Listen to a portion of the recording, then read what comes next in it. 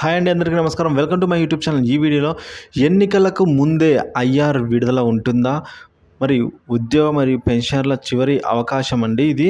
So, దాని గురించి IR గురించిన పూర్తి సమాచారం అయితే ఈ వీడియోలో తెలుసుకుందామండి.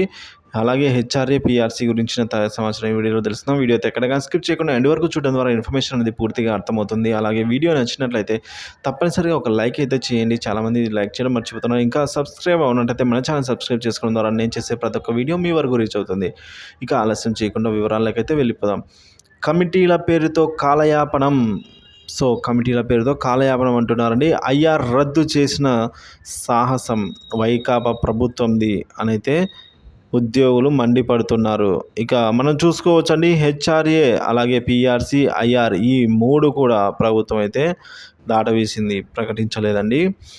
సో, ఐఆర్ ఇవ్వము, డైరెక్ట్ పీఆర్సీ అని అయితే తేల్చి చెప్పేసింది. సో, ఇక మరిన్ని వివరాలు చూసుకున్నట్లయితే ప్రతి 5 ఏళ్లకు ఒకసారి వచ్చే సార్వత్రిక ఎన్నికలకు ముందు రాష్ట్ర ప్రభుత్వం పీఆర్సీ ప్రకటించడం ఆనవాయితీ. ఒకవేళ ఇది ఆలస్యమైతే ఐఆర్ అనగా ఇంటీరియం రిలీఫ్ లేదా మధ్యంతర భృతి ప్రకటిస్తూ ఉందండి.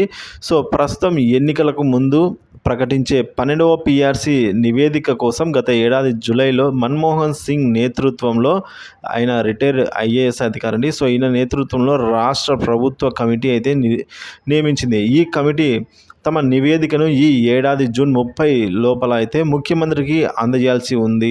కమిటీ నియమించారే కానీ విధులు నిర్వర్తించేందుకు కార్యాలయం కానీ అందులో సిబ్బందిని కానీ కేటాయించకపోవడం చాలా దారుణమని అయితే ఉద్యోగ సంఘాలు పలుసార్లు అయితే తీవ్ర ఆవేదన వ్యక్తం చేశాయండి. సో, పలు ఉద్యోగ సంఘాలు ఉద్యమాలే చేశాయి దీనికోసం. సో, ఇలా చేయగా ఈ ఏడాది మార్చిలో సిబ్బందిని కేటాయిస్తూ ప్రభుత్వం ఉత్తర్వులు జారీ చేసింది. సో, ఈ కమిటీ మొదలై 8 నెలలు గడుస్తున్నా. సో, తర్వాత రీసెంట్గా అయితే ఉద్యోగులను కేటాయించింది. సో, కమిటీ ఏర్పాటైంది 10 నెలలు గడిచినా కూడా ఇంతవరకు సదరు కమిటీ కార్యాలయం ఎక్కడో కేటాయించకపోవడం, చైర్మన్ ఒక్కరోజు కూడా సీట్లో కూర్చోలేదు అని అయితే అంటున్నారు. సో, ఇంత దారుణమా అని అయితే ప్రశ్నిస్తున్నారు. ఇక పీఆర్సీపై ఉద్యోగుల నిరసన అండి.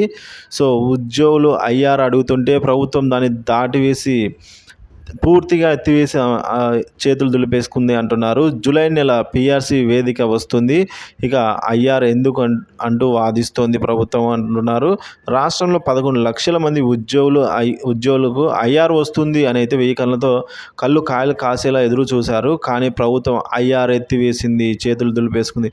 వారి ఆశలన్నీ అడియాశలుగానే మిగిలిపోయాయి అంటున్నారు. గత తెదేపా ప్రభుత్వంలో జూలై 2018లో 11వ పీఆర్సీ కమిషన్ నిర్వహించింది. ఏడాది గడువుతో నివేదిక సమర్పించాలని ఉత్తర్వులు వెల్లడించింది. నివేదికను సిద్ధం చేసిన కమిషన్ 2019లో అధికారంలోకి వచ్చిన వైకాపా 2022లో పీఆర్సీ నివేదికను కోరింది. గత తెదేపా ప్రభుత్వం 20% ఐఆర్ ఇస్తూ ఉండగా అధికారంలోకి వస్తే 27% ఐఆర్ ఇస్తామని అయితే వైకాపా అప్పుడు హామీ ఇచ్చిందండి. సో, ఎన్నికలకు ముందు ప్రకటించడం గమనార్హం. సో, అయినా కూడా ఇవ్వలేదు. ఇక ఫిట్మెంట్ 4%తో పాటు హెచ్ఆర్ఏలోనూ 4% తగ్గించి రివర్స్ పీఆర్సీ అనే పేరుతో ఈ విధంగా అయితే తెర మీదికి తీసుకొని వచ్చారు అని అయితే అంటున్నారు. సో, ఎట్టి పరిస్థితుల్లో ఏదేమైనా సరే ఏదైతే హామీ ఇచ్చారో పీఆర్సీ, ఐఆర్ అలాగే హెచ్ఆర్ఏ ఈ విధంగా ఐఆర్ కూడా 27% ఇస్తాము తగ్గకుండా అని ఎన్నికల్లో ప్రకటించి ఇచ్చారు. సో, ఇవన్నీ ఇస్తే కానీ మాకు వాళ్ళ మద్దతు ఉండదు అని అయితే ఉద్యోగ సంఘాలు మరియు పెన్షనర్లు అయితే అంటున్నారు.